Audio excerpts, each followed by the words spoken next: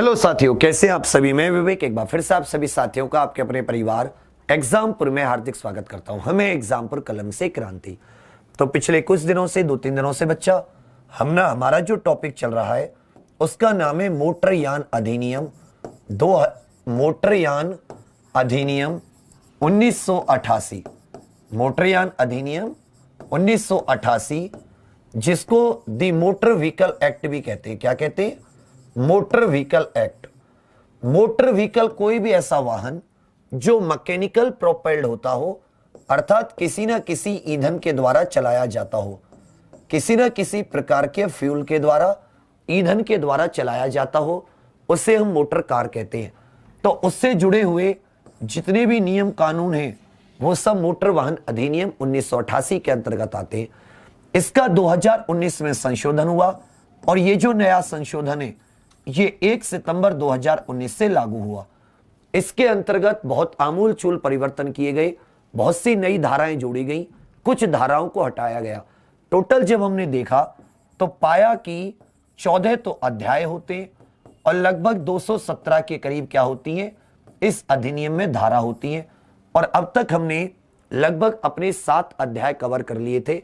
हम पिछली बार 7वें अध्याय पर थे जिसमें हम लोग मोटर यानों का निर्माण पढ़ रहे थे। किसकी बात कर रहे थे? कि मोटर यानों का जो निर्माण होता है, जैसे कंपनियां होती हैं जो कार आदि की, व्हीकल आदि की मैन्युफैक्चरिंग करती हैं। व्हीकल आदि की क्या करती हैं? मैन्युफैक्चरिंग करती हैं। जैसे होंडा, टाटा, और उनका जितना भी मेंटेनेंस आदि होता है, उनका जो भी रख रखाव होता है, वो सभी किसके अंतर्गत आता है? अध्याय 7 के अंतर्गत आता है। किसके अंतर्गत आता है? अध्याय 7 के अंतर्गत। और उससे पहले हमने वाहन का रजिस्ट्रेशन पढ़ा था। 6ठे नंबर पे हमने जो राज्य होता है, तो राज्य के जो उपक्रम होते हैं जैसे UPSRTC, Uttar Pradesh state road transport corporation, इन सब के बारे में अलग अलग प्रकार के अध्याय और हमने धाराएं पढ़ी थी। तो ये क्वेश्चन मैंने आपको कराया है, ये चीज मैंने आपको कराई है। जैसे कह रखा है किस धारा में राजनयिक अधिकारियों आदि के मोटर यान के रजिस्ट्रीकरण के लिए विशेष उपबंध किया गया है। जैसे कोई किसी एम्बेसी का अधिकारी है, जैसे क्या है, कोई किसी एम्बेसी का अधिकारी है। समझ रहे मेरी बात? एम्बेसी के अधिकारी तो आप समझते होंगे ना, जैसे पाकिस्तान का कोई राजदूत है, भारत में अमेरिका का कोई राजदूत है, उनके पास भी वाहन होते हैं, दूतावास के वाहन जिन्हें कहते हैं राजनयिक वाहन कहते हैं, डिप्लोमेटिक व्हीकल्स। क्या कहते हैं इंग्लिश में?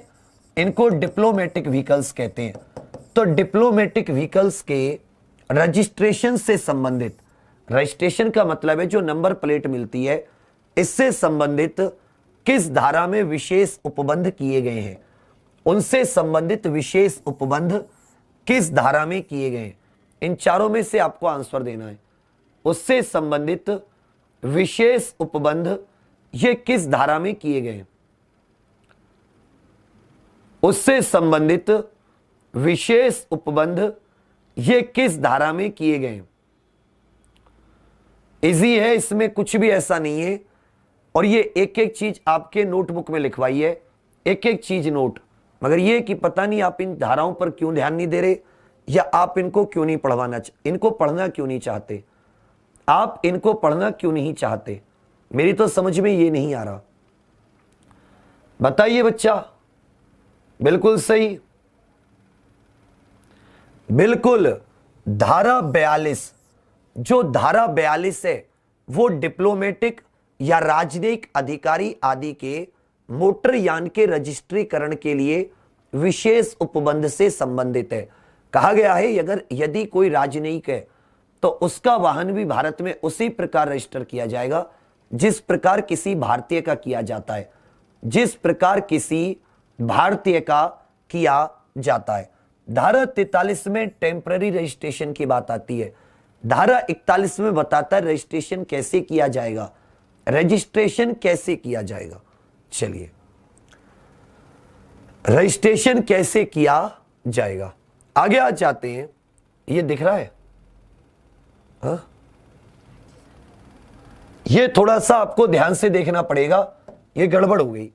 यह किस धारा में प्रावधान है कि राज्य में रजिस्टर कराए गए किसी यान को पूरे भारत में उसके प्रमाण पत्र को प्रभावशाली माना जाएगा। जैसे मान लेता हूं आपने उत्तर प्रदेश में कोई वाहन रजिस्टर कराया, तो ऐसा तो नहीं है कि उस वाहन को लेकर आप उत्तराखंड नहीं जा सकते, जम्मू कश्मीर नहीं जा सकते। हाँ, कुछ ऐसी जगह होती है जहां जाने के लिए आपको विशेष परमिट की आवश्यकता होती है, लेकिन मात्र आपकी गाड़ी के नंबर के आधार पर कि भाई रजिस्ट्रेशन वो किसी दूसरे राज्य का है, एक जगह से दूसरे राज्य में आना जाना तो नहीं रुकता। मान लेते कोई गाड़ी दिल्ली में रजिस्टर हुई है, तो आप भारत में कहीं लेकर चले जाओ, गाड़ी का जो रजिस्ट्रेशन होता है वो पूरे भारत में प्रभावशाली होता है। एक बार अगर आपको आपकी बाइक मोटरसाइकिल का नंबर मिल गया, आप उसे कहीं लेकर चले जाइए। तो याद रखिएगा, धारा 40 जो है मोटर वाहन अधिनियम की धारा 40 ऑल इंडिया इफेक्टिवनेस से संबंधित है, ऑल इंडिया रिफेक्टिवनेस से संबंधित है। समझ रहे बात आप?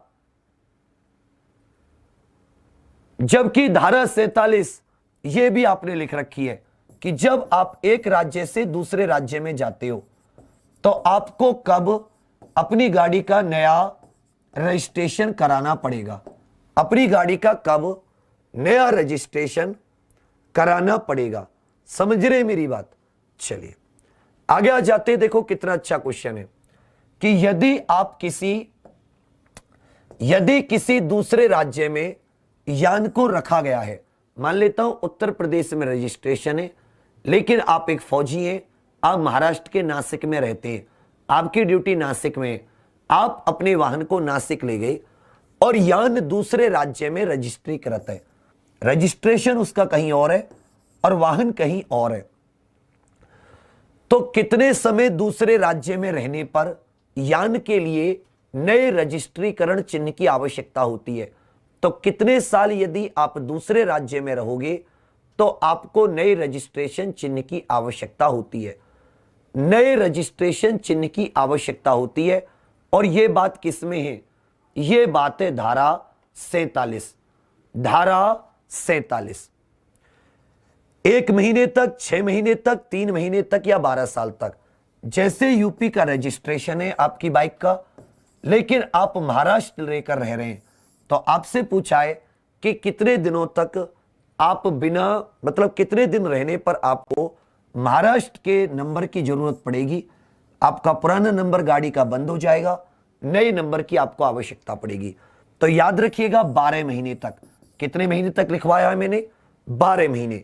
यदि कोई गाड़ी अपने राज्य से 12 महीने दूर किसी दूसरे राज्य में रहती है तो याद रखिएगा आपको नए रजिस्ट्रेशन की आवश्यकता पड़ती है। यह मोटर कानून के अंतर्गत एक नियम है।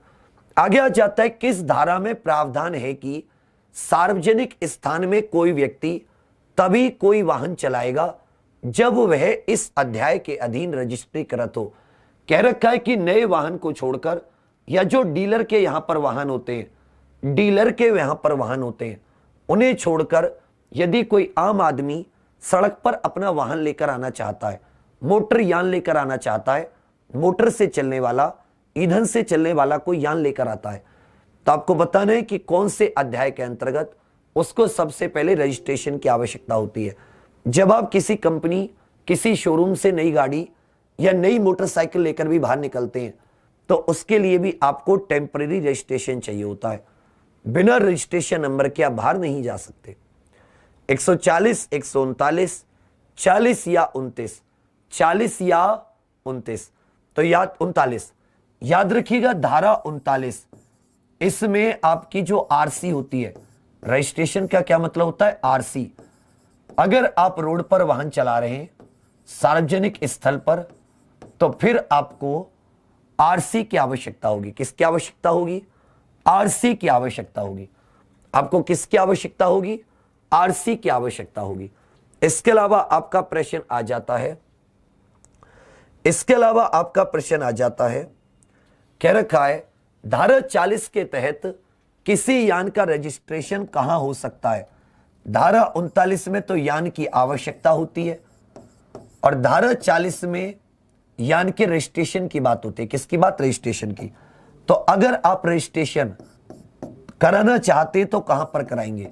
धारा 40 में रजिस्ट्रेशन और धारा 41 में रजिस्ट्रेशन किस प्रकार करना है, रजिस्ट्रेशन किस प्रकार करना है।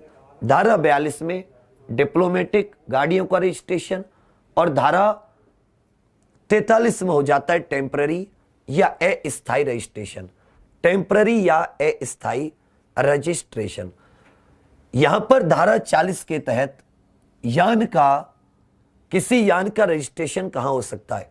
भारत में कहीं भी, भारत के स्वामी का जहां निवास स्थान या कारोबार है या आमतौर पर वाहन रखा जाता है, या राज्य में कहीं भी जहां स्वामी वास करता हो, और दावा अधिकरण में। तो आप सभी याद रखिएगा कि यान के स्वामी का जहां निवास होता है या कारोबार होता है, तो सामान्य व्यक्ति वहीं पर गाड़ी रजिस्ट्रेशन कराता है कि जहां व्यक्ति का सामान्य निवास होता है, मामूली तौर पर वो रह रहा हो और जहां का वो वोटर हो। तो इसका मतलब था कि सारे के सारे क्या है, आगे आ जाता है जो रजिस्ट्री करता होता है, जो रजिस्ट्री करता होता है, रजिस्ट्रेशन करने वाला अधिकारी होता है, वो किस दशा में यान की रजिस्ट्री करने से इंकार कर सकता है? वो किस दशा में यान की रजिस्ट्री करने से इंकार कर सकता है?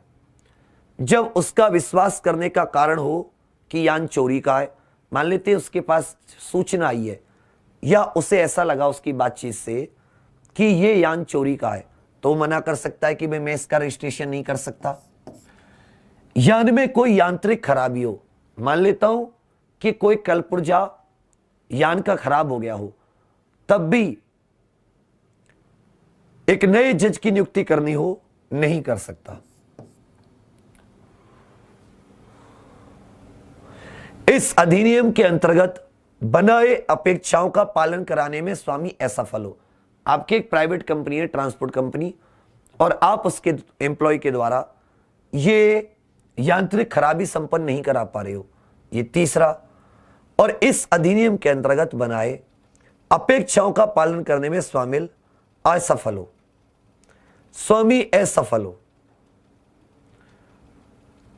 बताइए,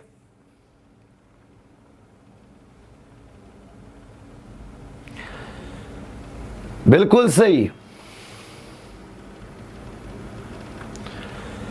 तो देखिए, जब उसका विश्वास हो जाता है कि यान चोरी का है, यान में कोई यांत्रिक खराबी या अधिनियम के अंतर्गत बनाए नियमों का पालन नहीं करता, तो ये डी के डी सारे सही हैं, उपयुक्त सभी, उपयुक्त सभी। अब ये यहां तक आपको याद हो गए होंगे। चलिए, यहां तक कोई परेशानी? यार मेरे साथ तो एक दिक्कत हो रही है, सुनो, मैं क्लास को यहीं रोक रहा हूं कि मेरे थोड़ा सा बन नहीं रहा, मैं थोड़ा सा तबीयत सी ऐसी हो रही है, ना मुझे भी वो पढ़ानी थी, आपको गतिवति पढ़ानी थी। चलो कोशिश करता हूं, कुछ भी हो कोशिश करता हूं, ऐसे हार नहीं मानते, ऐसे हार नहीं मानते। शाबाश विवेक, शाबाश, शाबाश बेटा। चलिए, अब हमारा यहां तक चल रहा था, तो समझते हैं कि हम लोग अपने अध्याय 7 पर थे। किस पर थे? चैप्टर 7 पर थे। और थोड़ा सा गौर कीजिएगा, ये चैप्टर 7 मोटर वाहन अधिनियम का है। किसका है? मोटर वाहन अधिनियम का चैप्टर नंबर 7 है। कौन सा है? Chapter number 7। इसमें एक धारा 110A होती है। इसमें एक धारा, हर एक कानून की धारा अलग अलग होती है। इसमें एक धारा होती है अध्ययन चैप्टर 7 में, जिसका नाम है 110A। धारा का नाम क्या है? 110A या 110 के। 110A या 110 के अध्याय चैप्टर 7 में यह किससे संबंधित है? यह संबंधित है रिकॉल ऑफ व्हीकल्स। और याद रखिएगा कब जोड़ा गया है? 1 सितंबर 2019 को, 1 सितंबर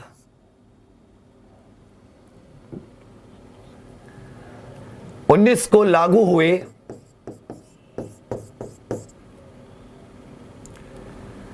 1 सितंबर 2019 को लागू हुए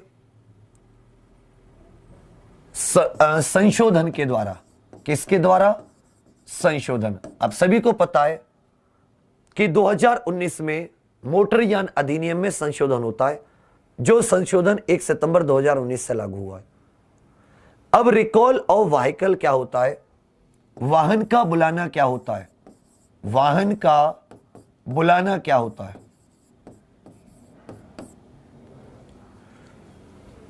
रिकॉल ऑफ व्हीकल्स।